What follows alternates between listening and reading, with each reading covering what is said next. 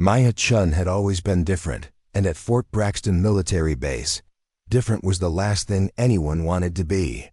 While other civilian fitness instructors arrived with pristine yoga mats and motivational posters, Maya stepped off the transport bus carrying a worn gym bag filled with kettlebells, battle ropes, and a smartphone cracked from too many dropped deadlifts. Her contract was simple: provide supplemental fitness training for military personnel during their off-duty hours. What nobody expected was that this quiet 28-year-old woman from Sacramento would challenge everything they thought they knew about strength. Before we jump back in, tell us where you're tuning in from. And if this story touches you, make sure you're subscribed, because tomorrow I've saved something extra special for you. Part 1. The Outsider's Arrival. Maya's first day at Fort Braxton began with a mistake that would define her entire experience there. She'd been assigned to the base gym's auxiliary building, a concrete structure that had seen better decades. The main fitness center housed state-of-the-art equipment and certified military trainers who worked with elite units. Maya's domain was essentially the overflow space where soldiers came to blow off steam with casual workouts. The contrast became immediately apparent when she met her supervisor, Sergeant First Class David Morrison, a man whose biceps strained against his uniform and whose handshake could crack walnuts. Morrison looked Maya up and down with barely concealed skepticism, taking in her modest height of 5'4" and her functional athletic wear that prioritized movement over aesthetics. "So you're the CrossFit instructor," Morrison said, consulting his clipboard. "I have to ask, Chen, what makes you think you can train soldiers? These aren't suburban soccer moms looking to lose baby weight." Maya had heard variations of this question her entire career. At 140 pounds, she didn't look like what most people imagined when they thought of strength. Her muscles were lean and functional rather than bulky and impressive. Her hands were calloused from years of barbell work, but she wore no flashy gear or supplements to announce her capabilities. "I've been training functional fitness for 8 years, Sergeant," Maya replied evenly. "My clients include firefighters, emergency responders, and competitive athletes. I focus on real-world strength applications," Morrison snorted. "Real-world strength? Right. Well, you'll be working with whoever shows up during recreational hours. Don't expect the serious units to waste time with your YouTube workouts." The dismissal stung, but Maya had learned long ago that her credentials spoke louder than her appearance. She held certifications in Olympic weightlifting, powerlifting, and tactical strength conditioning. More importantly, she'd spent years developing training methodologies that translated directly to real-world physical challenges. But looking around the sparse auxiliary gym with its mismatched equipment and poor lighting, she realized nobody here cared about her qualifications. Her first class that afternoon consisted of 12 soldiers, mostly junior enlisted personnel, who seemed more interested in socializing than sweating. Maya had prepared an introductory workout designed to assess their current fitness levels while introducing them to functional movement patterns. She explained the concept of compound movements, demonstrated proper deadlift form, and outlined how CrossFit's varied programming could enhance their military performance. The soldiers exchanged glances and poorly suppressed smiles. One of them, a cocky private named Jake Williams, raised his hand with exaggerated formality. "Ma'am, no disrespect, but we already do PT every morning with our units. We're looking for something more, relax during our free time." Maya nodded, understanding the subtext. They wanted an easy hour where they could go through the motions without being challenged. She'd encountered this attitude before in various gyms and training facilities. The assumption was that her workouts were trendy, but ultimately superficial, more about looking athletic than being genuinely strong. "I understand," Maya said, "but I'd like to show you some movements that might surprise you. These exercises develop the kind of strength that applies directly to your military duties." She demonstrated a thruster, combining a front squat with an overhead press in one fluid movement. The exercise engaged every muscle group and required coordination, balance, and power. Then she showed them a Turkish get-up, a complex movement that developed core strength and stability, while requiring the athlete to stand up from a lying position while holding weight overhead. The soldiers attempted the movements with obvious reluctance. Most struggled with the coordination required, and several made jokes about the exercises being overcomplicated compared to traditional military fitness routines. Maya watched them fumble through the movements, noting their weaknesses and imbalances, but she kept her observations to herself. After the class, she overheard Williams talking to his buddies near the water fountain. "Did you see her trying to make us do those weird dance moves? I bet she learned that stuff from some fitness influencer on Instagram. Tomorrow I'm just hitting the regular weights." The comment reflected a broader attitude Maya had encountered throughout her career. CrossFit and functional fitness were often dismissed as fads or gimmicks, particularly by people who equated fitness with traditional bodybuilding or powerlifting. The fact that she was a relatively small woman teaching large, strong men only amplified their skepticism. That evening, Maya set up her equipment for the next day's session. She arranged kettlebells, medicine balls, and resistance bands in the corner of the gym that had been designated as her space. The contrast with the main gym's equipment was stark. While they had commercial-grade machines and Olympic platforms, she was working with basic tools that required creativity and skill to use effectively. As she organized her gear, Colonel Sarah Martinez entered the auxiliary gym. Maya had been told that Colonel Martinez was the base's operations officer and someone whose opinion carried significant weight. Maya straightened, expecting another skeptical evaluation of her qualifications. "Ms. Chen," Colonel Martinez said, "I wanted to welcome you to Fort Braxton. I understand you'll be providing supplemental fitness training." "Yes, ma'am.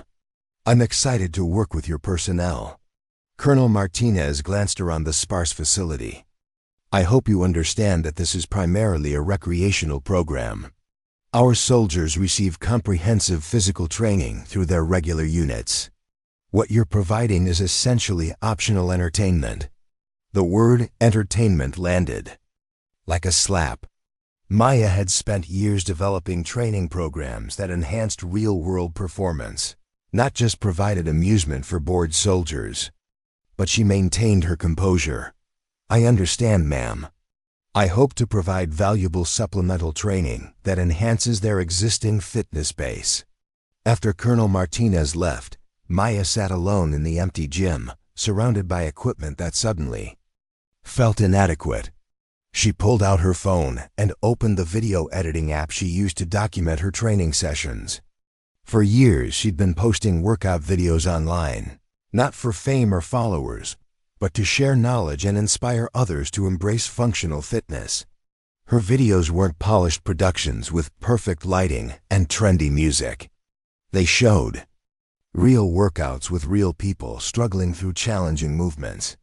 She demonstrated proper form, explained the reasoning behind exercise selection, and shared the science behind functional training. Her followers appreciated the authentic approach, but the videos had also made her a target for critics who dismissed her work as social media fitness. Maya scrolled through recent comments on her latest deadlift tutorial. Mixed in with supportive messages from dedicated followers were the usual dismissive remarks. "CrossFit is just a way to get injured. Real lifters don't need fancy movements. And why don't you just stick to regular workouts?" The criticism followed her everywhere, from online platforms to professional settings like Fort Braxton. People saw her functional approach to fitness and immediately categorized it as trendy nonsense, despite the proven benefits and scientific backing. The assumption was that if something looked different from traditional training methods, it must be inferior or purely aesthetic. She closed the app and focused on planning the next day's workout. Regardless of what others thought, she knew the value of her training methods. She'd seen firefighters improve their ability to carry victims through her functional strength programs. She'd watched athletes reduce injury rates and enhance performance through movement pattern training. She'd helped countless people develop real-world strength that translated to their daily lives and professional demands. But at Fort Braxton, surrounded by skeptical soldiers and dismissive officers, Maya felt the familiar weight of having to prove herself all over again. The challenge wasn't just developing effective workouts. It was overcoming the preconceptions that her gender, size, and training philosophy automatically made her less credible than traditional fitness approaches. The next morning brought Maya's second class, and attendance had dropped to 8 soldiers. Word had apparently spread that her workouts were weird and complicated. Those who remained seemed determined to treat the session as a social hour rather than serious training. Maya decided to take a different approach. Instead of introducing new movements, she focused on fundamental strength exercises that even the skeptics couldn't dismiss. She programmed deadlifts, squats, and pull-ups, but incorporated them into timed circuits that emphasized work capacity and mental toughness. The soldiers approached the workout with renewed interest, recognizing the familiar exercises. But as the session progressed and Maya pushed them through multiple rounds with minimal rest, their enthusiasm waned. The circuit format demanded sustained effort rather than the brief bursts they were accustomed to in traditional strength training. "Why are we doing so many rounds?" Williams complained as he struggled through his third set of deadlifts. "This is just cardio with weights." Maya paused the workout to address the comment. "The goal is to develop strength endurance. In real situations, you might need to perform physical tasks repeatedly under stress and fatigue. This training prepares you for sustained effort." Williams wiped sweat from his forehead, clearly frustrated. "With respect, ma'am, our regular PT already covers endurance. We run, we do calisthenics, we train for the specific demands of our jobs. This stuff seems like extra work for no real benefit." The other soldiers nodded in agreement, and Maya could see she was losing them. They wanted clear, simple answers about why her methods were superior to their existing training. But the benefits of functional fitness were often subtle and long-term, difficult to demonstrate in a single session or explain in simple terms. After the class ended with noticeably less enthusiasm than the previous day, Maya found herself alone again in the auxiliary gym. She spent the afternoon reviewing her programming and questioning her approach. Perhaps she was trying too hard to introduce concepts that didn't fit the military environment. Maybe the soldiers were right that their existing training was sufficient for their needs. As she packed her equipment, she noticed someone watching from the doorway. Tech Sergeant Lisa Park, a member of the base's medical unit, approached with cautious interest. "Miss Chen, I've been watching your classes," Park said. "I'm curious about some of the movements you're teaching. We see a lot of overuse injuries in our clinic, particularly back and shoulder problems from soldiers who focus heavily on traditional strength training." Preparing and narrating this story took us a lot of time, so if you are enjoying it, subscribe to our channel. It means a lot to us. Now back to the story. Maya looked up, surprised to find someone genuinely interested in the therapeutic aspects of her programming. Functional movements can help address muscle imbalances and movement dysfunction that contribute to injury risk. Park nodded thoughtfully. "That's what I was thinking. Would you be willing to show me some corrective exercises? I'd like to understand how your approach might help with injury prevention." For the first time since arriving at Fort Braxton, Maya felt a spark of validation. She spent the next hour working with Park, demonstrating mobility exercises, movement assessments, and corrective strategies that addressed common military injuries. Park was an engaged student, asking detailed questions and immediately grasping the connections between movement quality and injury prevention. "This is incredibly valuable," Park said as they finished. "I wish more of our personnel understood these concepts. We're constantly treating injuries that could be prevented with better movement patterns and muscle balance." As Park left, Maya felt renewed purpose. Even if the majority of soldiers weren't interested in her training methods, there were individuals who could benefit from her expertise. She began planning a specialized program focused on injury prevention and corrective exercise, something that might appeal to soldiers dealing with chronic pain or movement restrictions. But her optimism was short-lived. The next day brought news that would change everything at Fort Braxton and test Maya's abilities in ways she never could have imagined. Colonel Martinez called Maya into her office with an expression that suggested serious business. Maya knocked and entered, finding the colonel reviewing what appeared to be training schedules and personnel files. "Miss Chen, I need to discuss some concerns about your program," Colonel Martinez began.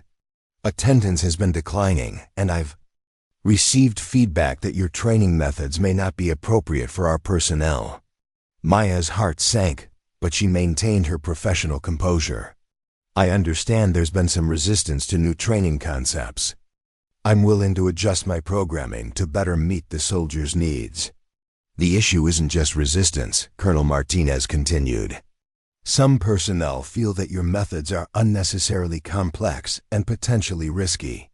Private Williams filed a complaint suggesting that your workouts could lead to injury due to their unconventional nature. The accusation was particularly frustrating because Maya's entire approach was built around injury prevention and movement quality. The idea that functional training was more dangerous than traditional methods ignored decades of research and practical application.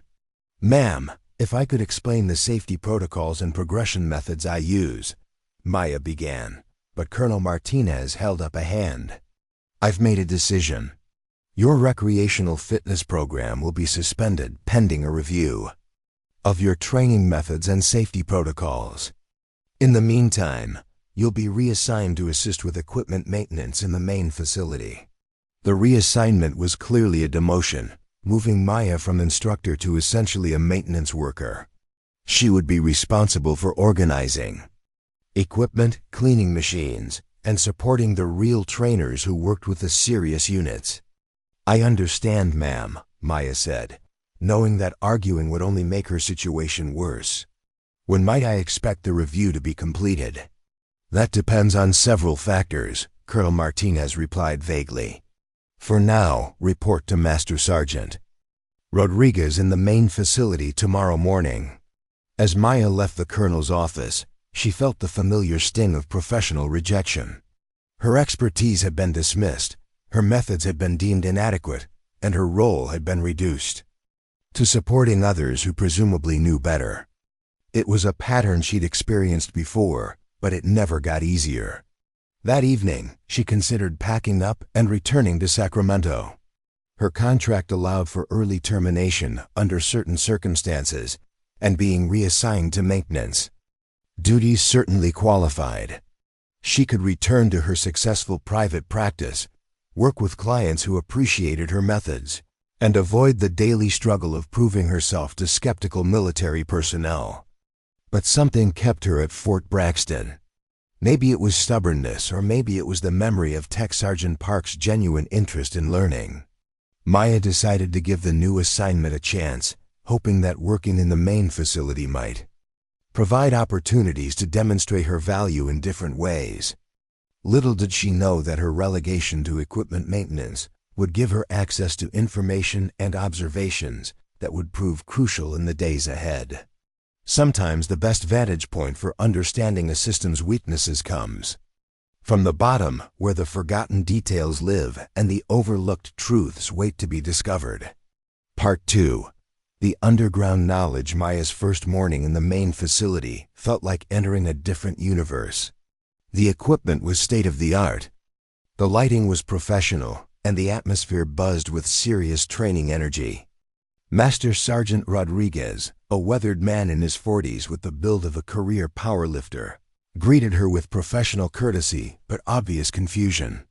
"So you're the CrossFit instructor they're moving to maintenance," Rodriguez said, looking over her slight frame with puzzled eyes. "I'll be honest, Chen, I'm not sure what Colonel Martinez expects you to do here."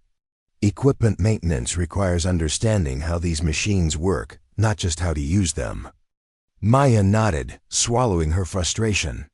I'm willing to learn whatever you need me to know, Sergeant. Rodriguez led her through the facility, explaining the maintenance protocols for various equipment. The main gym served the base's elite units, special forces, airborne, and other specialized groups whose physical demands required peak conditioning. The trainers here were all former military with advanced certifications and years of experience working with high-performance athletes. These guys don't mess around, Rodriguez explained as they passed a group of Special Forces operators performing weighted pull-ups. They train twice a day, 6 days a week. Their programs are designed by exercise physiologists and tailored to specific mission requirements. Maya watched the operators move through their workout with impressive efficiency. Their programming was clearly sophisticated, focusing on strength, power, and endurance in proportions calculated for optimal performance. But as she observed more closely, she began noticing patterns that reminded her of the movement dysfunction she'd seen in her civilian clients. Many of the operators favored certain movement patterns while avoiding others. Their squat depth was often limited by ankle and hip mobility restrictions. Their overhead pressing showed shoulder impingement patterns that could lead to chronic pain. Most concerning, their training appeared to emphasize muscle groups that were already overdeveloped, while neglecting stabilizing muscles that prevent injury. Sergeant, Maya said carefully, do you ever see issues with overuse injuries among these units? Rodriguez glanced around to make sure no one was listening. Between you and me, Chen, we see a lot of chronic problems. Back pain, shoulder issues, knee problems. These guys push their bodies to the limit, and sometimes things break down. Maya nodded, remembering her conversation with Tech Sergeant Park. The correlation between training methods and injury patterns was becoming clearer, but she was no longer in a position to address it directly. Her new responsibilities involved cleaning equipment, checking safety mechanisms, and organizing weights and accessories. It was mindless work that left her plenty of time to observe the various training programs happening around her. She began keeping mental notes about different units' approaches, their strengths, and their apparent weaknesses. The Special Forces team trained with incredible intensity but limited variety. Their workouts consisted primarily of heavy compound movements, tactical conditioning, and skill-specific drills.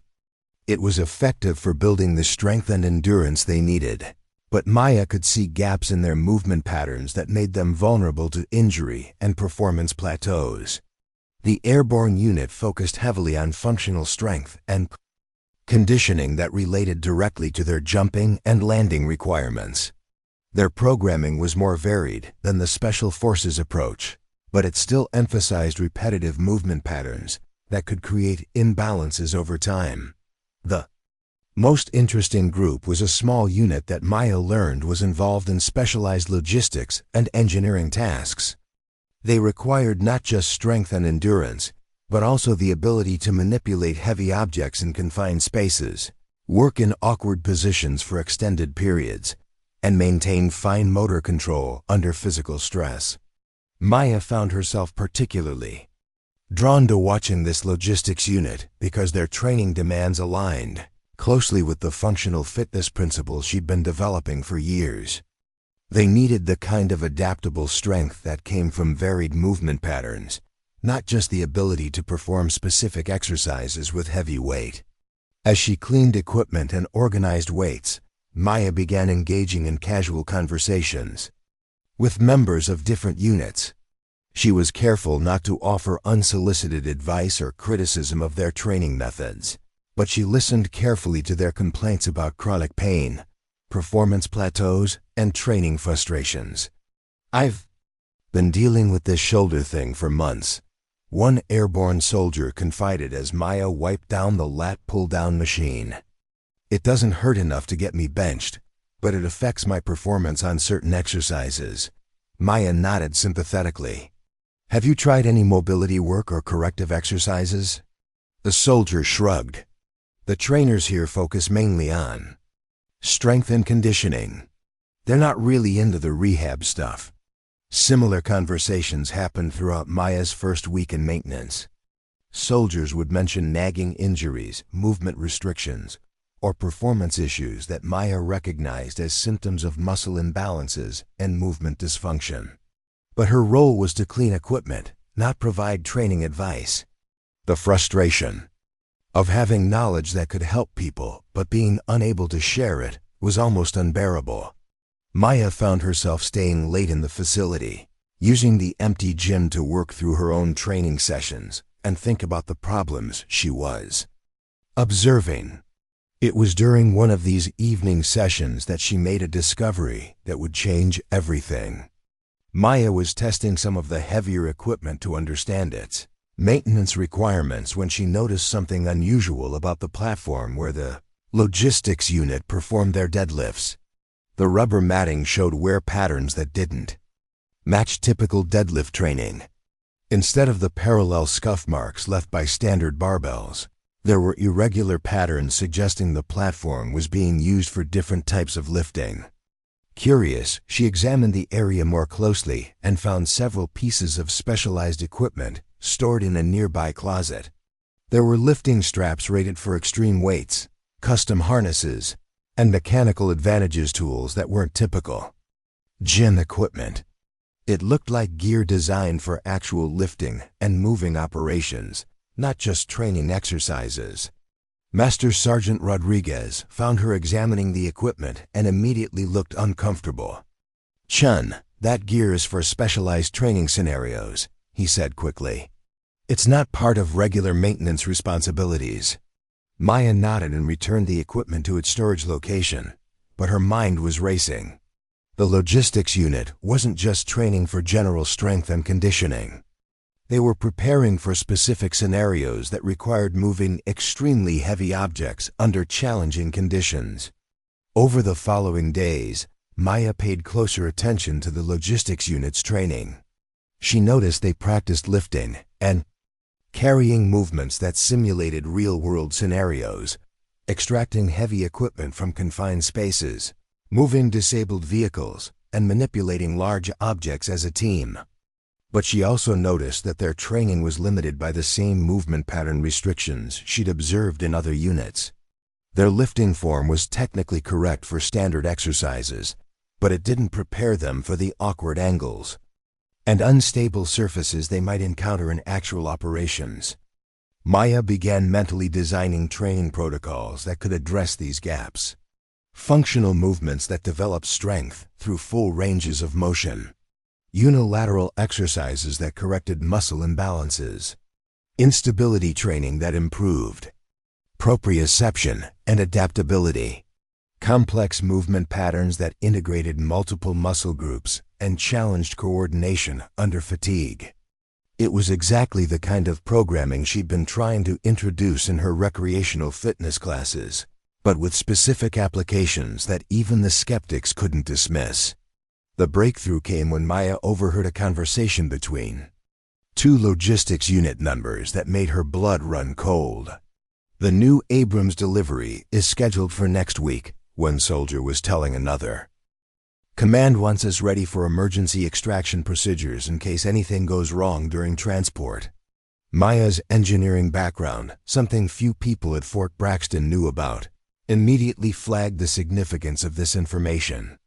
Abrams tanks weighed over 60 tons and required specialized equipment and procedures for safe movement. Emergency extraction scenarios would involve mechanical failures, unstable surfaces, and time-critical decision-making. The soldiers continued their conversation, discussing training scenarios that involved lifting and moving vehicle components under simulated emergency conditions. Maya realized that the logistics unit was preparing for situations where their physical capabilities could mean the difference between successful rescue operations and catastrophic failures. But based on what she'd observed of their training methods, they were developing strength in isolation rather than the integrated, functional capability they would need in actual emergencies. Their workouts prepared them to lift heavy weights, in controlled conditions how to apply strength effectively in chaotic, unpredictable situations. That evening, Maya made a decision that would either vindicate her methods or end her career at Fort Braxton. She began documenting her observations in a detailed analysis of the training gaps she'd identified and specific recommendations for addressing them. Her report outlined the movement pattern restrictions she'd observed across different units, the injury patterns that were likely resulting from these restrictions, and the performance limitations that could affect mission readiness. More importantly, she detailed specific functional training methods that could address these issues while enhancing rather than replacing existing programs. The report took her 3 days to complete, working late into the night while the gym was empty. She included references to peer-reviewed research, case studies from her civilian practice, and detailed exercise progressions that could be implemented with existing equipment. When she finished, Maya faced a choice. She could submit the report through official channels and risk further disciplinary action for overstepping her assigned role. Or she could find an unofficial way to share her findings with someone who might be able to act on them. She chose a middle path, deciding to share her observations with Tech Sergeant Park, the only person at Fort Braxton who had shown genuine interest in her expertise. If Park thought the information was valuable, she could help Maya find the right way to present it to decision-makers. But before Maya could arrange a meeting with Park, events at Fort Braxton took a dramatic turn that would test everyone's preparation in ways no training scenario could have anticipated. The emergency alert came at 0347 hours on a Tuesday morning, waking Maya from a deep sleep in her quarters. The base-wide announcement was urgent but vague. All personnel report to designated emergency stations. This is not a drill.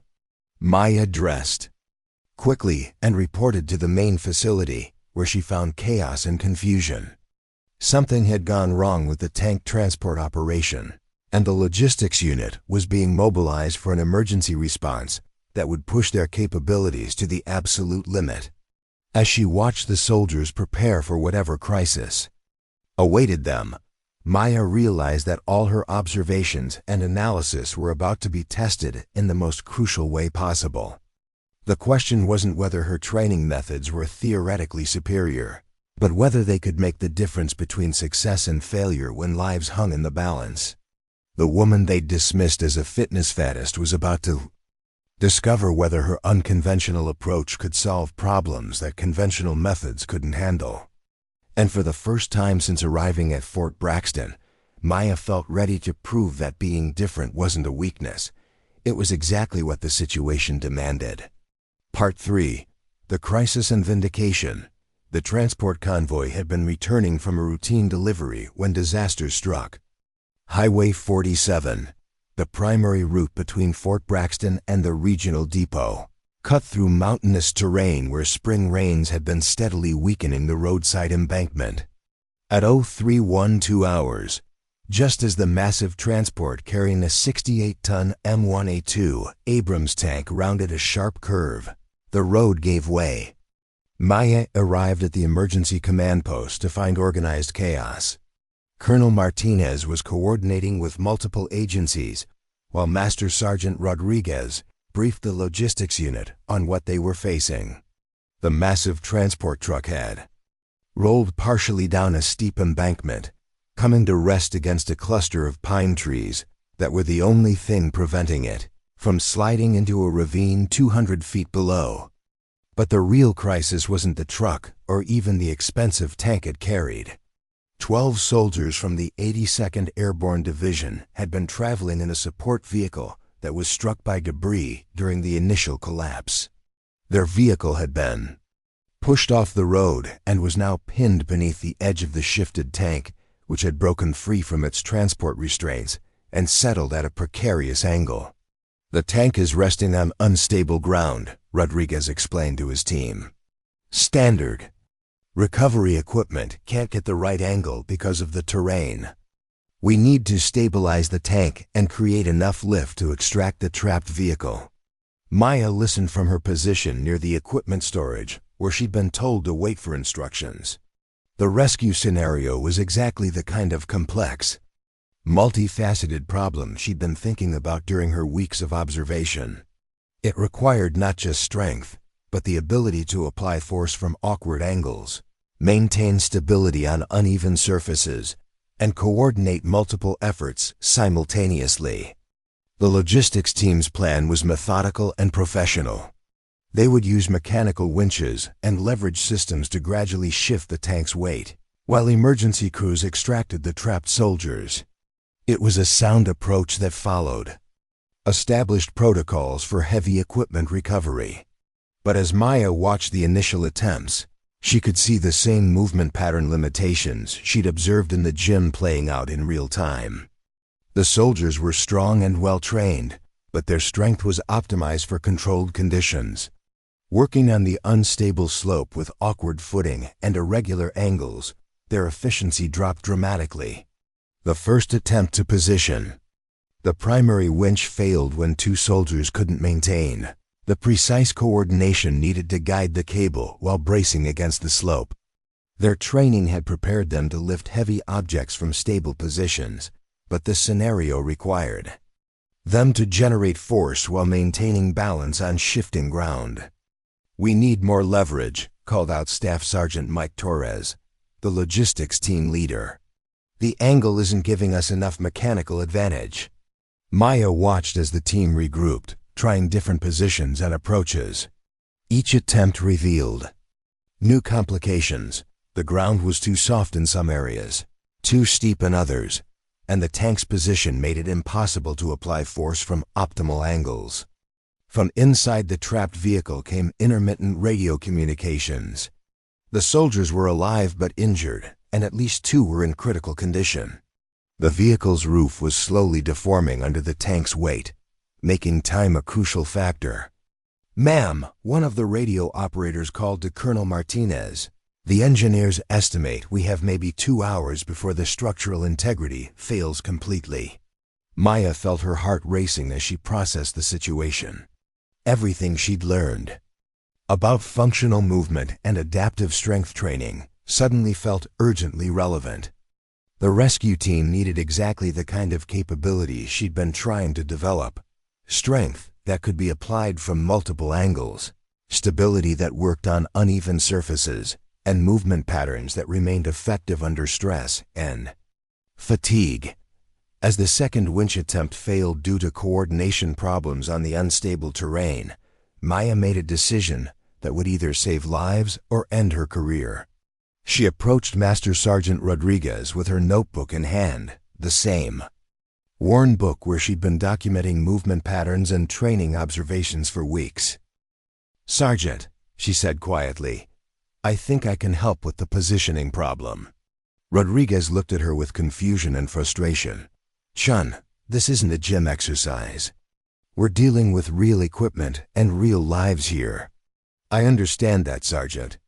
But I've been studying how your team moves under different conditions, and I think their training isn't preparing them for this kind of scenario."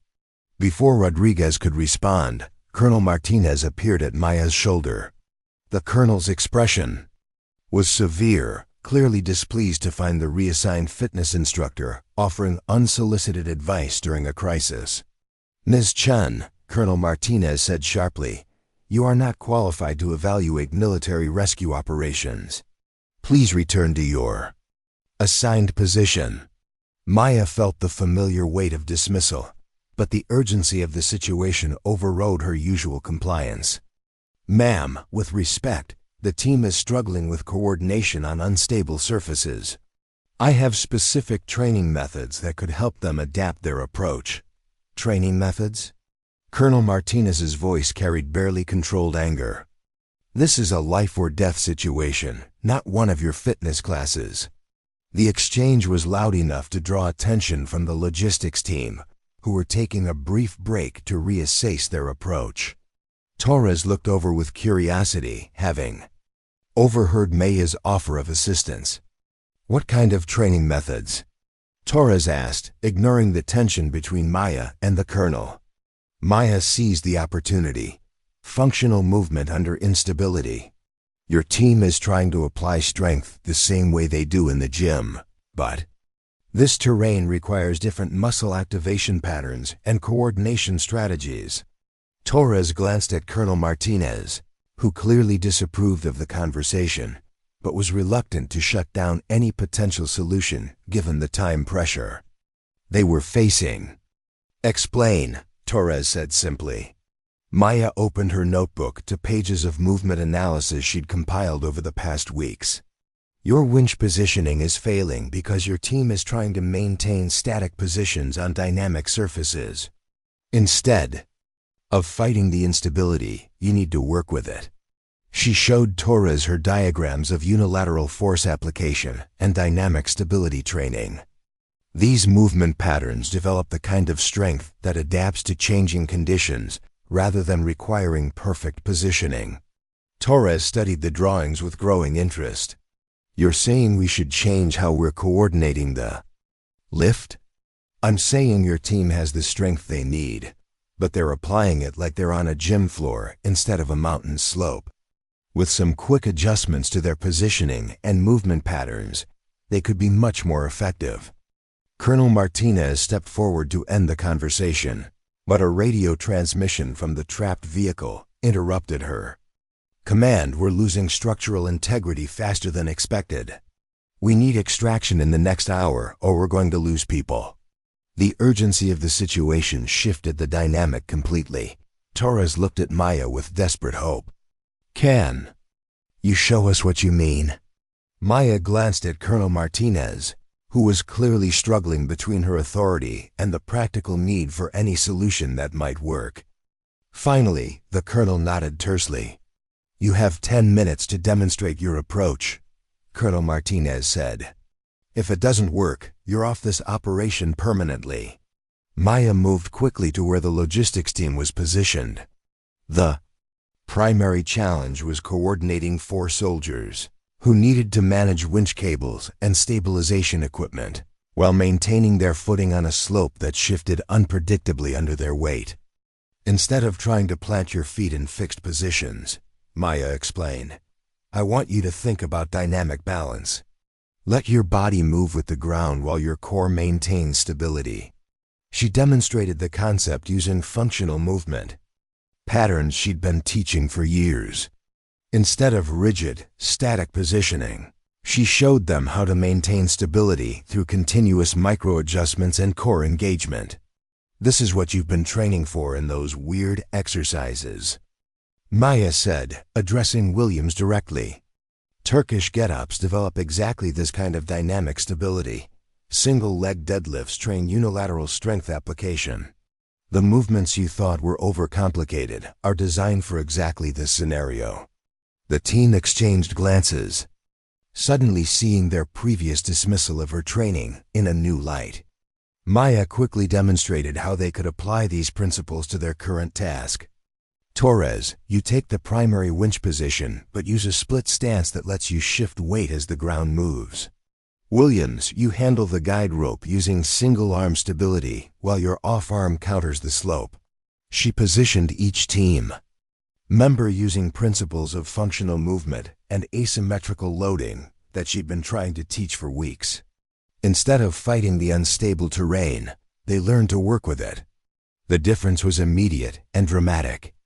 The team's coordination improved significantly as they stopped trying to maintain impossible static positions and started moving dynamically with the changing conditions.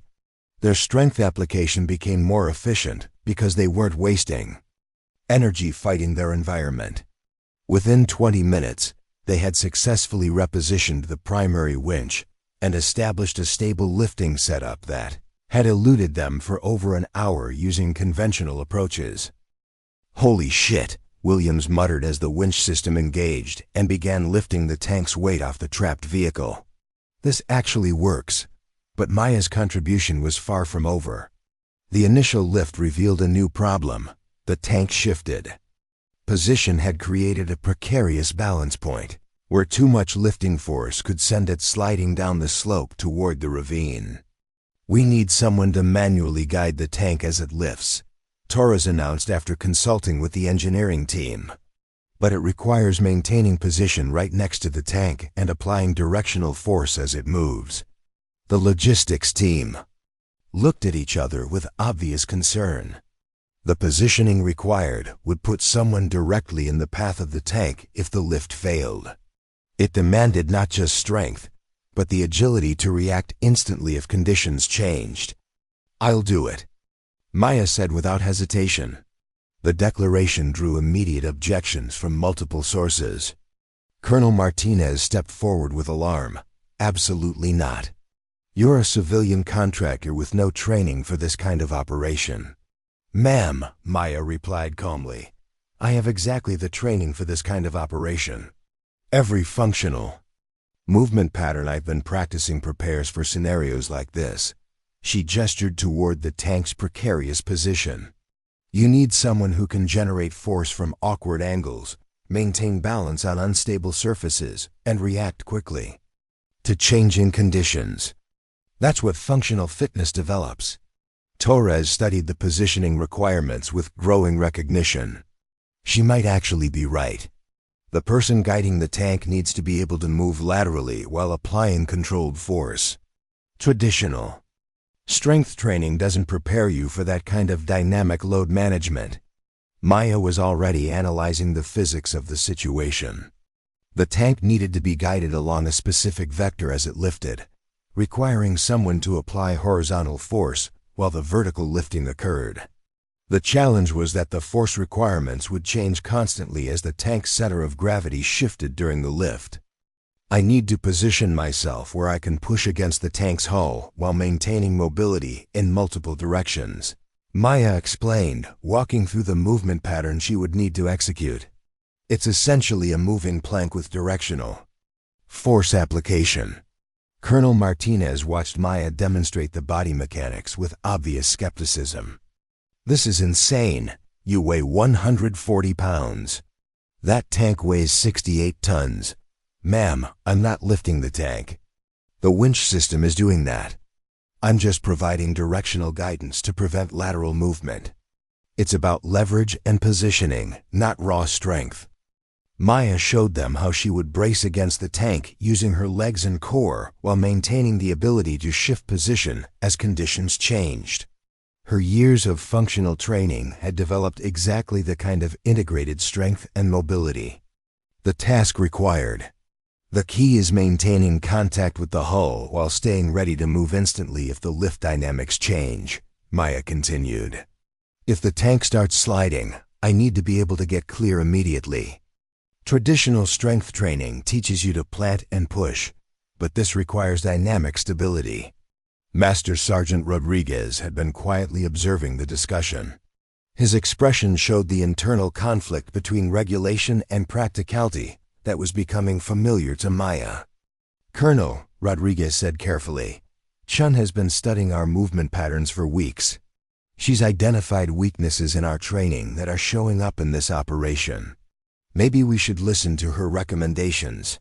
The radio crackled with another transmission from the trapped vehicle. The urgency in the voice was unmistakable. "Command, we're running out of time here. Whatever you're going to do, it needs to happen now." Colonel Martinez looked around at the faces staring back at her. The logistics team, despite their initial skepticism about Maya's methods, had just experienced firsthand how her functional approach could solve problems their traditional training couldn't handle. The clock was running down, and conventional solutions had already failed. "Against my better judgment," Colonel Martinez said finally, "you have authorization to attempt the guidance position. But if conditions become unsafe, you evacuate immediately." Maya nodded and moved toward the tank, which loomed like a mechanical mountain against the slope. The M1A2 Abrams was an intimidating machine even under normal circumstances. Positioned precariously on shifting ground with 68 tons of mass, threatening to slide into a ravine, it represented a level of danger that would have paralyzed most people. But Maya felt a familiar calm settling over her as she approached the task. This was what all her training had been building toward, the ability to apply strength and skill under pressure when everything mattered. She positioned herself at the tank's rear quarter panel, where she could apply the most effective leverage to guide its movement during the lift. The metal hull was cold against her palms as she established her initial contact points. Winch. Team, begin your lift slowly, Torres called out. Chen, how are you feeling about the positioning? Maya tested her stance as the initial tension engaged the lifting system. The tank's weight shifted almost imperceptibly, but she could feel the change in the distribution of forces through her contact points. Good initial positioning, she reported. Beginning directional guidance now. As the winch system engaged and began lifting the tank's weight off the trapped vehicle, Maya found herself in a surreal situation. She was essentially arm wrestling with a 68-ton machine, using her body as a guidance system to prevent catastrophic lateral movement. The physics were actually in her favor, but only if she executed the movement patterns correctly. The tank's lifting momentum wanted to carry it toward the ravine due to the slope angle. Maya's job was to provide just enough lateral force to keep it tracking along the safe vector. Her training kicked in automatically. Instead of trying to overpower the tank's momentum, she worked with it, applying force in precise bursts while maintaining her mobility. Her core engaged to transfer force from her legs through her arms, while her proprioceptive awareness tracked the constantly changing balance requirements. Tank is lifted in cleanly, Torres reported over the radio. Guidance is working. Continue. The lift. Maya felt the tank's weight shifting as more of its mass transferred to the winch system. The lateral forces she was managing decreased proportionally, but the need for precision increased. Any mistake now could send the tank sliding sideways with devastating consequences. Her muscles burned from the sustained effort, but her years of conditioning had prepared her for exactly this kind of work capacity challenge. The functional training that others had dismissed as unnecessary was proven essential for maintaining performance under real-world stress. Chen, you're doing great, Williams called out from his position on the guide rope. Whatever you're doing, keep it up. Maya smiled grimly, remembering Williams' earlier dismissal of her weird dance moves. The Turkish get-ups and single-leg deadlifts he'd mocked were the foundation of the dynamic stability keeping her alive and effective right now. The lift continued for what felt like hours, but was actually only minutes. Maya maintained her guidance, pressure while constantly adjusting to the tank's changing dynamics. Her training had taught her to treat her body as an integrated system, rather than a collection of separate muscle groups, and that integration was crucial for managing the complex forces she was experiencing. Vehicle extraction successful. Came the radio call that everyone had been waiting for. All 12 personnel are clear of the danger zone. Maya felt a wave of relief wash over her, but she couldn't relax yet. The tank was still in a precarious position and needed to be fully stabilized before she could safely disengage. Continue the lift until we reach the safety margin, Torres instructed. Chen, how are you holding up? Maya assessed her condition honestly. Her muscles were fatigued from the sustained effort, but her movement patterns remained solid. Her breathing was elevated but controlled, and her core stability was still functioning effectively. I can maintain guidance until we reach full stabilization, she reported. The final phase of the lift required even more precision, as the tank's center of gravity passed through its most unstable point. Maya had to increase her guidance force just as her energy reserves were reaching their limit. This was the moment where functional fitness proved its value, the ability to maintain precise movement patterns under fatigue and stress. Her training had included exactly these kinds of challenges, maintaining perfect form on complex movements even when exhausted, developing the mental toughness to execute precise techniques when everything hurt and part of her wanted to quit. Almost there, Torres called out. 30 more seconds. Maya dug deeper into her reserves, calling on the work capacity she'd developed through years of high-intensity functional training. Her muscles screamed for relief, but her mind remained focused on the precise force application required to keep the tank tracking safely. The moment when the tank reached stable ground was almost anticlimactic. 1 second Maya was managing massive forces and complex balance requirements, and the next the tank was resting securely on solid terrain where gravity worked in their favor instead of against them. "Disengagement approved," Torres announced. "All personnel clear the work area." Maya stepped back from the tank, her legs unsteady from the sustained effort.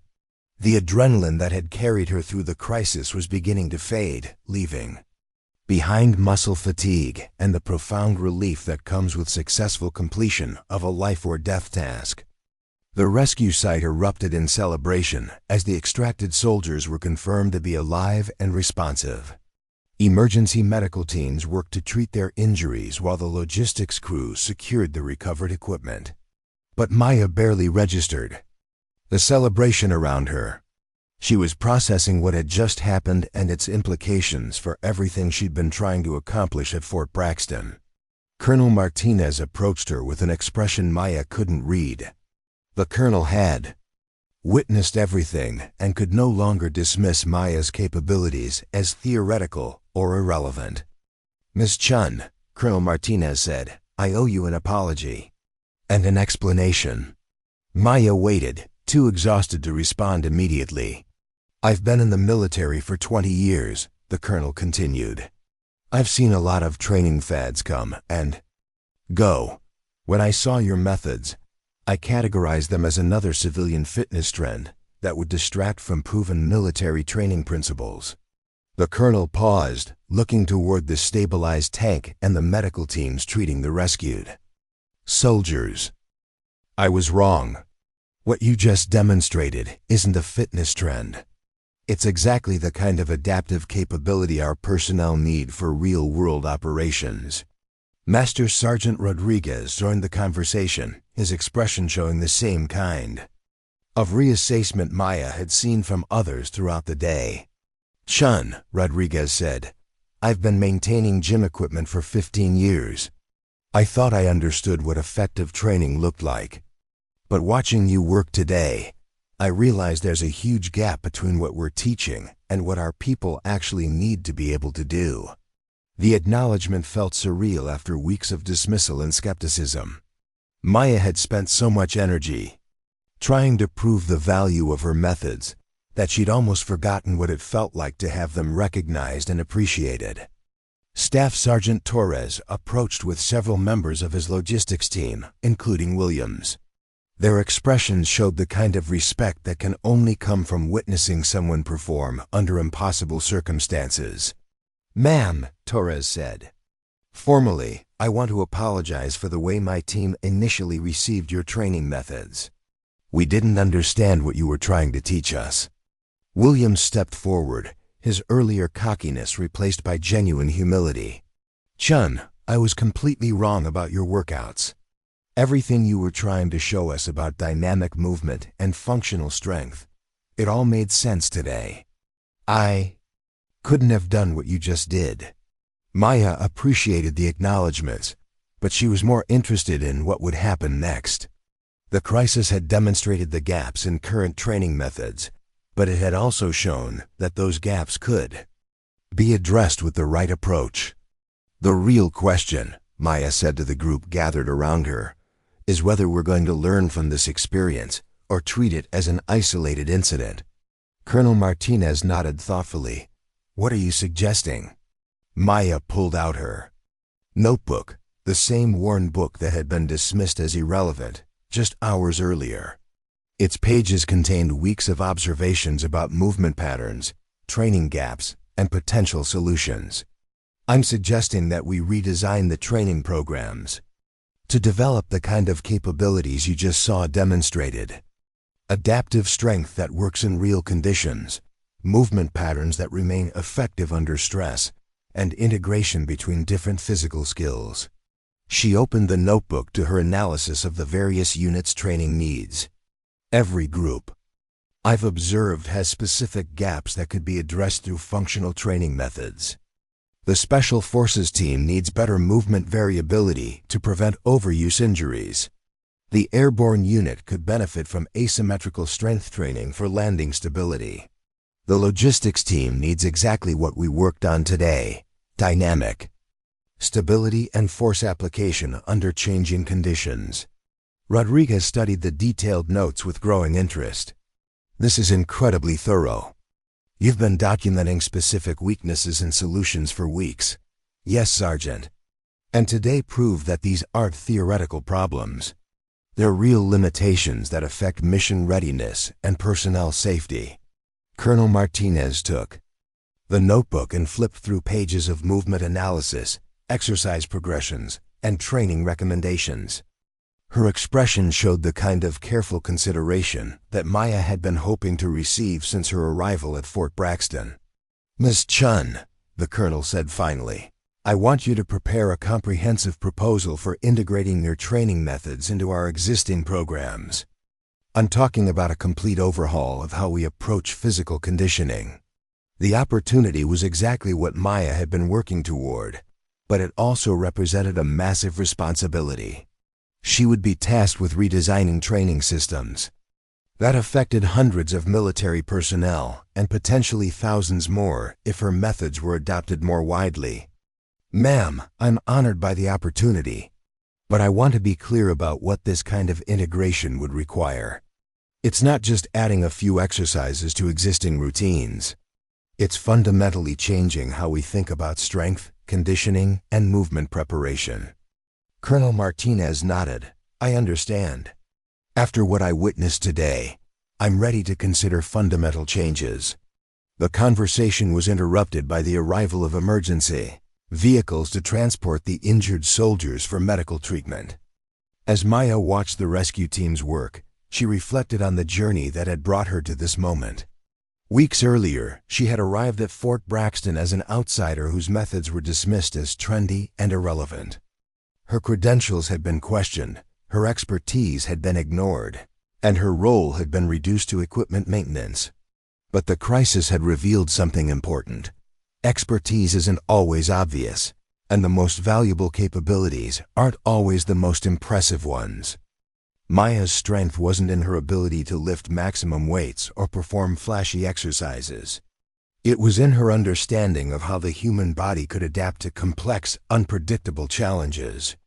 As the injured soldiers were loaded into ambulances, each one conscious and responsive thanks to the successful rescue operation, Maya felt the profound satisfaction that comes from applying your skills when they matter most. Tech Sergeant Park approached Maya as the emergency vehicles departed. She had been part of the medical response team and had witnessed the entire rescue operation. "Maya," Park said, "I've been thinking about our conversation regarding injury prevention and movement quality. After watching you work today, I think we need to have a much more extensive discussion about integrating your methods into our medical and fitness programs." Maya smiled, remembering Park's initial interest in the therapeutic applications of functional training. "I'd be very interested in that discussion. A lot of the movement problems I've observed could be prevented with the right approach to conditioning and mobility." "That's exactly what I was thinking. We see so many overuse injuries that could be avoided with better movement patterns and muscle balance. Your approach could be preventive medicine as much as performance enhancement." The medical perspective added another dimension to Maya's potential role at Fort Braxton. Her methods could address not just performance gaps but also the chronic injury patterns that affected military readiness and quality of life. As the rescue site was secured and teams began the process of fully stabilizing the tank for eventual removal, Maya found herself at the center of a larger conversation about training philosophy and military preparedness.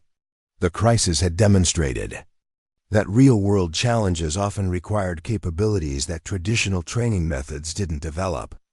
The soldiers at Fort Braxton were strong, well-conditioned, and professionally trained, but they had struggled with a scenario that demanded adaptive strength and dynamic stability.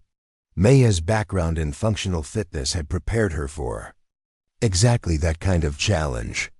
Her training emphasized movement quality over maximum strength, adaptability over specialization, and integration over isolation. Those principles had proved crucial when conventional approaches failed.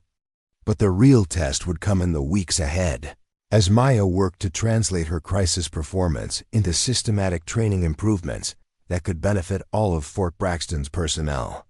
The woman who had been dismissed as a fitness faddist was about to become the architect of a new approach to military conditioning. Her journey from ridiculed outsider to recognized expert was far from over, but the foundation had been established in the most dramatic way possible. As the sun set over the rescue site, Maya packed her notebook and prepared for the next phase of her mission at Fort Braxton.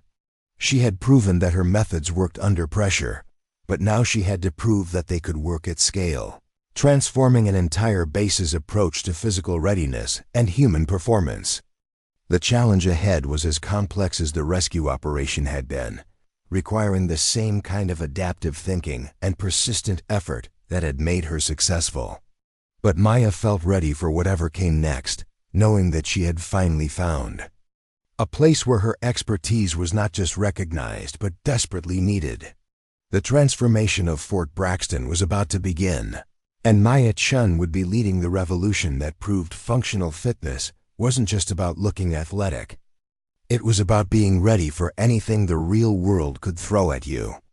Colonel Martinez had given Maya carte blanche to redesign the base's fitness programs, but with that opportunity came the weight of enormous responsibility.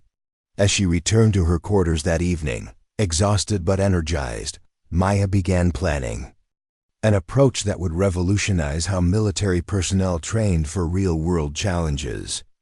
Her first step would be conducting a comprehensive assessment of every unit's current capabilities and identifying specific gaps that functional training could address. The crisis had provided a dramatic demonstration of her method's value, but systematic implementation would require detailed analysis and careful program design. Maya opened her laptop and began outlining a proposal that would integrate functional movement patterns into existing training protocols. She wasn't trying to replace everything the military was doing right, but rather to address the gaps that traditional methods left unfilled. The special operations units needed movement variability to prevent overuse injuries and performance plateaus. The standard infantry units needed asymmetrical strength training to address muscle imbalances. The support units needed exactly what the logistics team had learned during the rescue: the ability to apply strength effectively under unpredictable conditions. But Maya also knew that successful implementation would require more than just good programming. She would need to overcome institutional resistance, train instructors in new methods, and prove that functional training enhanced rather than complicated existing military fitness standards. As she worked late into the night, developing detailed exercise progressions and implementation timelines, Maya reflected on the dramatic transformation her role at Fort Braxton had undergone in a single day. That morning, she had been a dismissed fitness instructor relegated to equipment maintenance. By evening, she was leading a fundamental reassessment of how the military prepared its personnel for physical challenges. The change represented more than just professional vindication. It was validation of the principle that expertise comes in many forms, and that sometimes the most valuable capabilities are the ones that don't fit conventional expectations. Maya's journey at Fort Braxton was far from over, but the foundation had been established in the most compelling way possible. She had demonstrated that functional fitness wasn't just about trendy workouts or social media videos. It was about developing the kind of adaptive strength and movement quality that could make the difference between success and failure when everything was on the line. As she finalized her preliminary proposal and prepared for the extensive work ahead, Maya felt the deep satisfaction that comes from finding your true purpose. She had spent years believing in the value of functional training, but the rescue operation had proved that her methods could literally save lives. Tomorrow would bring new challenges as she began, the complex process of transforming Fort Braxton's approach to physical conditioning. But tonight, Maya allowed herself to appreciate the moment when everything she had worked for finally came together in exactly the way it needed to. The woman they had ridiculed for her CrossFit videos had just proven that sometimes being different isn't a weakness. It's exactly the strength the world has been waiting for. And at Fort Braxton, that strength was about to change everything. The transformation of Fort Braxton began at dawn the next day. Maya arrived at the main facility to find that word of the rescue operation had spread throughout the base like wildfire. Soldiers who had never spoken to her before nodded respectfully as she passed, and several approached her with questions about functional training methods. The most surprising change was in the logistics unit. Torres had called an early morning meeting with his entire team to discuss integrating Maya's movement principles into their regular training routine. When Maya entered the conference room, she found 12 soldiers eagerly waiting to learn the techniques that had made their rescue mission successful. "Ma'am," Torres began, "my team has been talking since yesterday, and we want to understand everything you can teach us about dynamic movement and adaptive strength. We realize that our traditional training left us unprepared for real-world scenarios." Maya looked around the room at faces that had been skeptical or dismissive just days earlier. William sat in the front row with a notebook, ready to document every detail. The transformation in attitude was remarkable, but Maya knew that lasting change would require more than enthusiasm. "I appreciate your interest," Maya said, "but what we're talking about isn't just learning new exercises. It's fundamentally changing how you think about strength and movement. Are you prepared for that kind of commitment?" The soldiers exchanged glances, and Torres spoke for the group. "After yesterday, we're prepared for whatever it takes. We saw what proper training can accomplish, and we want to be ready for anything." Maya spent the next 2 hours walking the logistics team through the theoretical foundation of functional training. She explained how traditional strength training developed force production in isolation, while functional methods integrated multiple systems to create adaptive capability. "When you're doing a bench press," Maya explained, "you're developing pushing strength in a controlled environment with stable support. But yesterday, I needed to apply horizontal force while maintaining dynamic balance on unstable terrain. Traditional training doesn't prepare you for that integration." She demonstrated the difference using exercises the team was familiar with. A standard squat developed leg strength in a predictable pattern, but a single leg squat with rotation challenged stability, coordination, and strength simultaneously while requiring constant adaptation to changing conditions. "This is what I was trying to show you in those first classes," Maya continued. "Every movement pattern we work on has direct application to real-world scenarios. The Turkish get-up teaches you to stand up under load while maintaining stability. The single-leg deadlift develops unilateral strength and proprioceptive awareness. The farmer's walk with uneven loads challenges your ability to maintain posture under asymmetrical stress." Williams raised his hand, his earlier skepticism replaced by genuine curiosity. "Ma'am, how do we integrate this training with our existing PT requirements? We still have to pass standard fitness tests." Maya nodded, having anticipated this practical concern. "Functional training enhances traditional fitness rather than replacing it. The movement patterns we develop will actually improve your performance on standard tests, while preparing you for scenarios those tests don't measure." She outlined a supplemental training program that would address the gaps in current military fitness protocols without interfering with established requirements. The approach was carefully designed to complement existing training rather than compete with it. Over the following weeks, Maya worked with the logistics unit to implement a pilot program that would serve as a model for base-wide adoption. The training sessions focused on movement quality, adaptive strength, and the kind of integrated conditioning that had proved crucial during the rescue operation. The results were immediate and measurable. The soldiers' performance on traditional exercises improved as their movement patterns became more efficient. Their injury rates decreased as muscle imbalances were corrected and movement dysfunctions were addressed. Most importantly, their confidence in handling unpredictable physical challenges increased dramatically. Colonel Martinez observed several training sessions and was impressed by both the methodology and the results. Maya's approach was professional, well-reasoned, and clearly effective. The colonel began considering how to expand the program to other units without disrupting existing training protocols. The breakthrough came when Maya was invited to present her methods to the base's senior leadership team. The presentation took place in the main conference room, with unit commanders, training officers, and medical personnel in attendance. Maya had prepared extensively for this opportunity, knowing that it represented her chance to influence training policy at the highest level. Her presentation outlined the theoretical foundation of functional training, documented the gaps in current military fitness protocols, and demonstrated specific solutions that could be implemented immediately. Traditional military fitness focuses on developing strength, endurance, and power in isolation, Maya began. These qualities are essential, but real-world scenarios require integration of multiple systems under unpredictable conditions. She showed video footage from the rescue operation, highlighting moments where traditional strength training would have been insufficient and functional capabilities proved essential.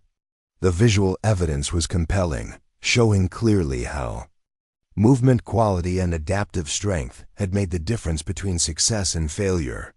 The soldier who can deadlift 400 pounds in perfect conditions might struggle to apply 200 pounds of force effectively when working on unstable terrain. With awkward positioning, functional training develops the kind of strength that remains effective regardless of conditions. The medical officer, Dr. Sarah Kim, raised an important question about injury prevention.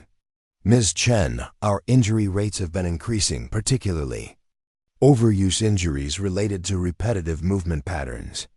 How does your approach address this concern?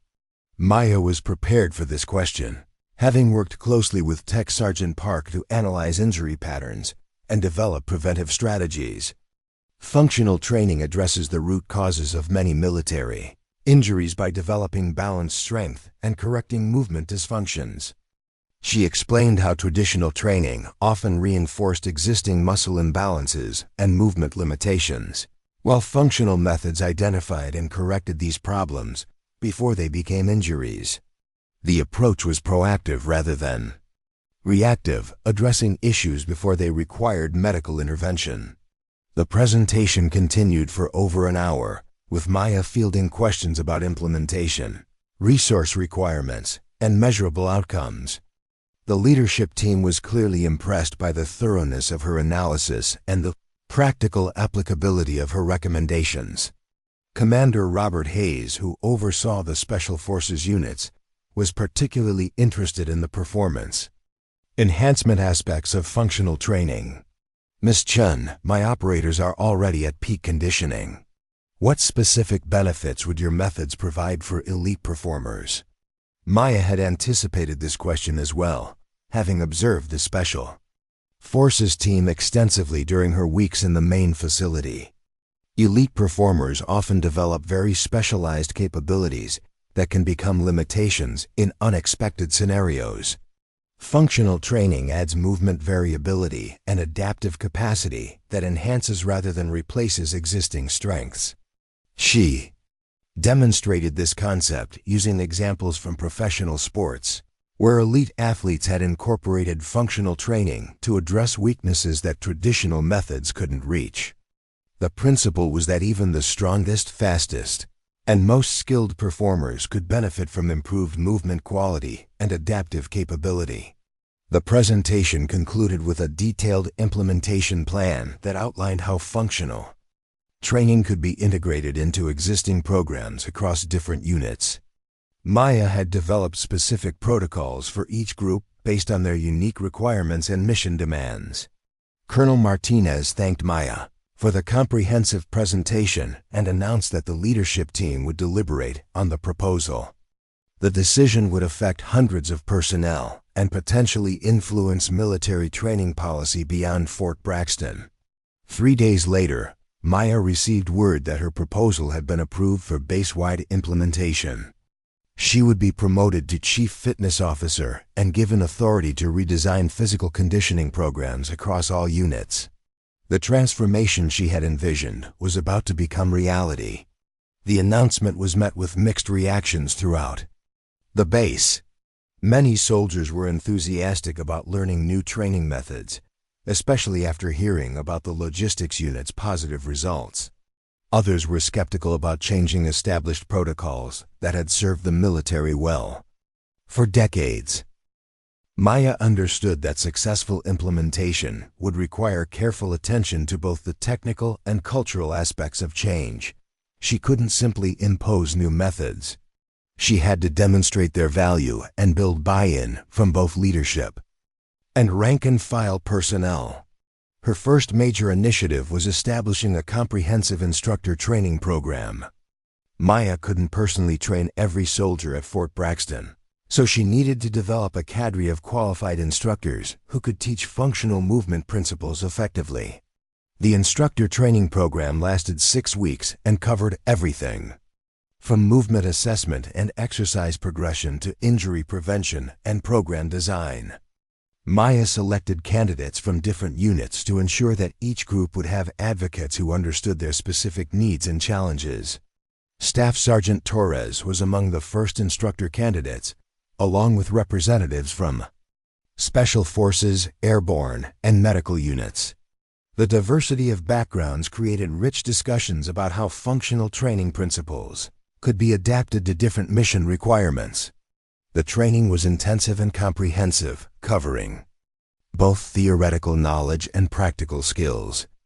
Maya wanted instructors who could not only teach exercises correctly but also explain the reasoning behind their programming choices and adapt methods to individual needs. One of the most challenging aspects of instructor training was changing ingrained beliefs about what effective training looked like. Many of the candidates had spent years believing that more weight, more repetitions, and more intensity always meant better results. Maya helped them understand that effective training was about specificity and adaptation rather than simply working harder. The goal was developing capabilities that transferred to real-world performance, not just improving numbers on standardized tests. Williams proved to be one of the most dedicated instructor candidates, having experienced firsthand how functional training could address weaknesses that traditional methods missed. His transformation from skeptic to advocate made him particularly effective at communicating with soldiers who shared his initial doubts. "I used to think this stuff was just fancy movements that looked cool on social media," Williams admitted during one training session. "But when I found myself unable to coordinate effectively during the rescue operation, I realized that my traditional training had left huge gaps in my capabilities." His honest assessment resonated with other candidates who had similar experiences with the limitations of conventional training approaches. Maya encouraged these discussions, knowing that personal understanding was essential for effective instruction. As the instructor training program progressed, Maya began implementing pilot programs with different units across the base. Each program was tailored to specific mission requirements while maintaining the core principles of functional movement and adaptive strength. The Special Forces program focused on movement variability and injury prevention, addressing the repetitive stress patterns that came from highly specialized training. The exercises were challenging and sophisticated, designed to appeal to elite performers while addressing genuine performance gaps. The Airborne program emphasized landing mechanics and asymmetrical strength development, preparing soldiers for the unpredictable forces they would encounter during parachute operations. The training included plyometric progressions and stability challenges that directly related to their mission requirements. The medical unit program concentrated on corrective exercise and movement quality, providing personnel with tools to address common dysfunction patterns before they became injuries. This approach was particularly valuable given the unit's role in treating and preventing military injuries. Each program was carefully monitored and evaluated, with Maya collecting data on injury rates, performance improvements, and participant satisfaction. The evidence was consistently positive, showing measurable benefits across multiple metrics. The most dramatic improvements were seen in complex task performance under stress conditions. Soldiers who had completed functional training programs demonstrated superior coordination, balance, and strength application when faced with unpredictable challenges. These improvements translated directly to mission readiness and operational effectiveness. Units that had implemented functional training showed enhanced performance on realistic training scenarios that simulated actual deployment conditions. Word of Fort Braxton's training innovations began spreading to other military installations. Maya received requests for consultation from bases across the country that wanted to implement similar programs. Her methods were being recognized as a significant advancement in military fitness protocols. The validation was professionally satisfying, but Maya remained focused on the ongoing work at Fort Braxton. She knew that lasting change required sustained effort and continuous refinement of methods based on real-world results.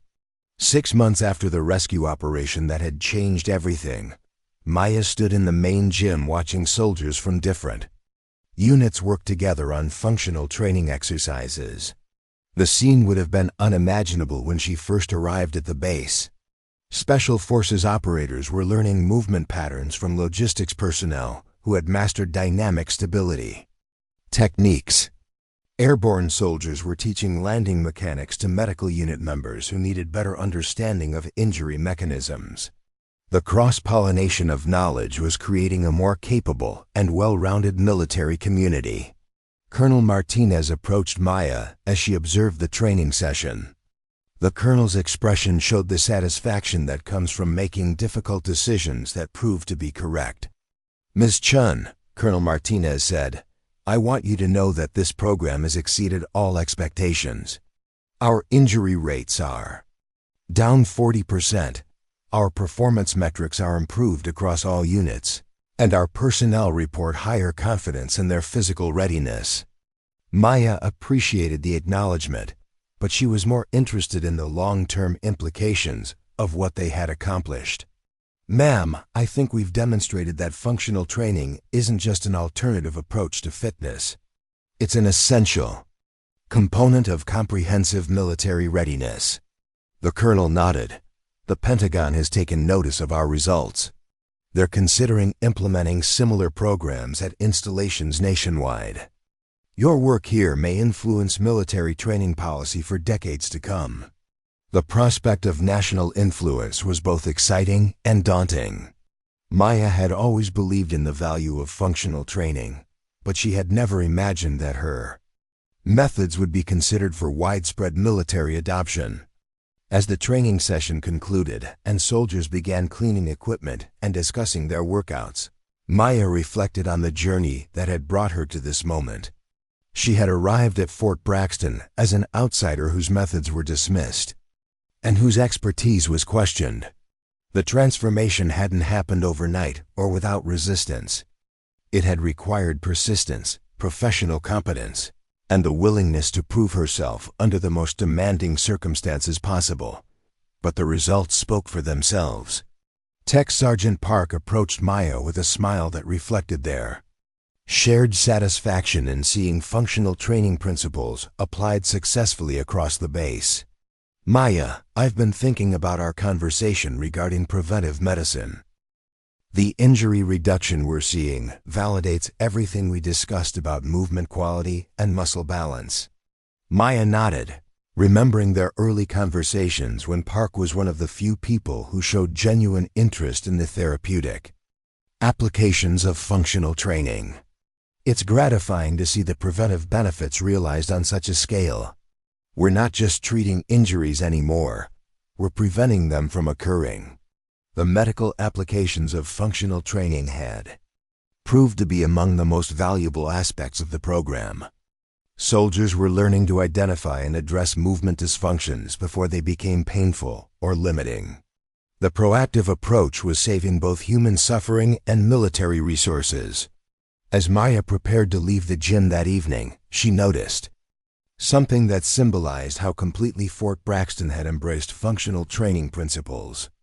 Where motivational posters about traditional strength training had once hung, there were now displays showing proper movement patterns and exercise progressions. The new materials emphasized quality over quantity, adaptation over specialization, and integration over isolation. The messages reflected a fundamental shift in how the base approached physical conditioning and human performance. Williams approached her as she gathered her equipment.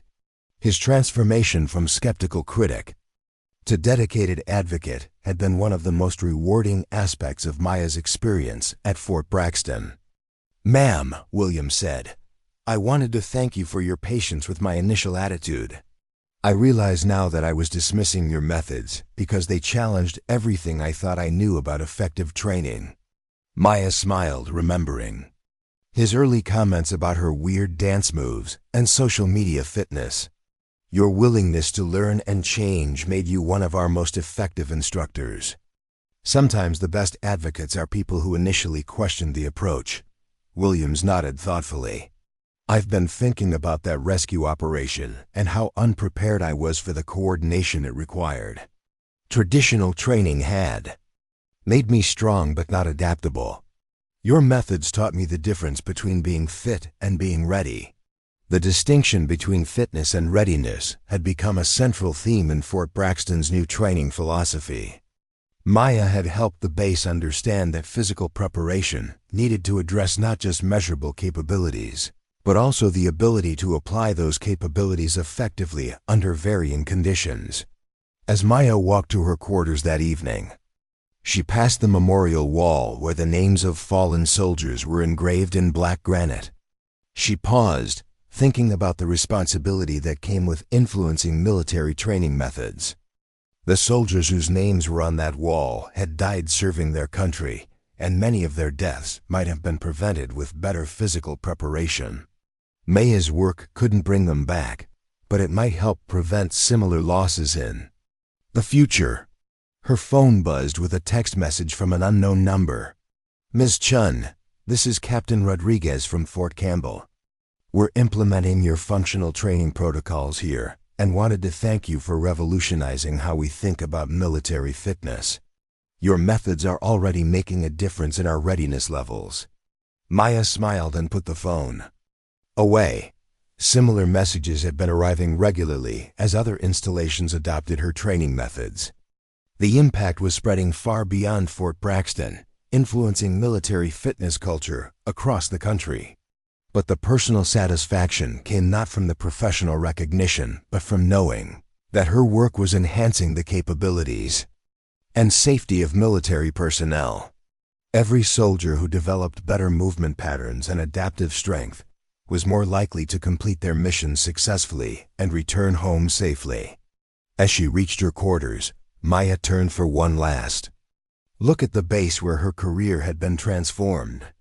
The building lights twinkled against the Colorado mountains, and she could see soldiers moving between facilities as the evening shift took over from day operations. A year earlier, she had been a civilian fitness instructor whose methods were dismissed as trendy and irrelevant. Tonight, she was the architect of a training revolution that was influencing military policy at the highest levels. The journey had required tremendous persistence and the willingness to prove herself under impossible circumstances. But it had also demonstrated the power of expertise that doesn't fit conventional expectations and the value of approaches that challenge established wisdom. Maya entered her quarters and opened her laptop to work on the training manual that would guide implementation of functional fitness programs at military installations nationwide. The document would codify everything she had learned at Fort Braxton and provide a framework for sustainable change across the military. As she wrote, Maya reflected on the principles that had guided her work, the importance of movement quality over impressive numbers, the value of adaptation over specialization, and the recognition that real-world readiness required capabilities that traditional training methods didn't develop. But most importantly, she had learned that expertise comes in many forms, and that sometimes the most valuable contributions come from people who don't fit conventional molds.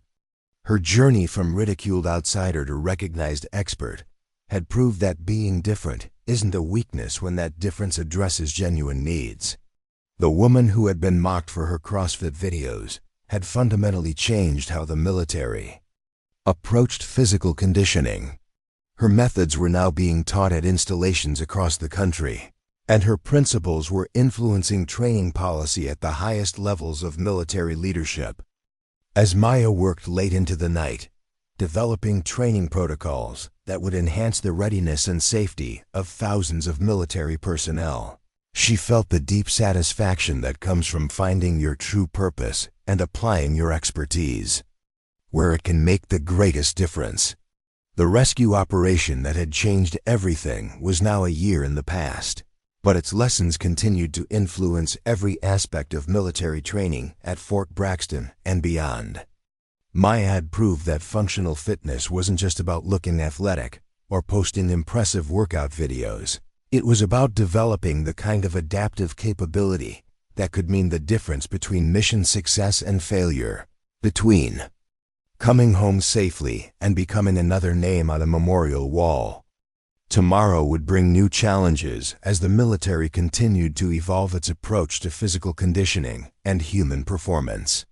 But tonight, Maya allowed herself to appreciate the moment when everything she had worked for came together in exactly the way it needed to, proving that sometimes the most important revolutions begin with a single person who refuses to accept that "this is how we've always done it" is a sufficient reason to avoid necessary change. Up next, you've got 2 more standout stories right on your screen. If this one hit the mark, you won't want to pass these up. Just click and check them out.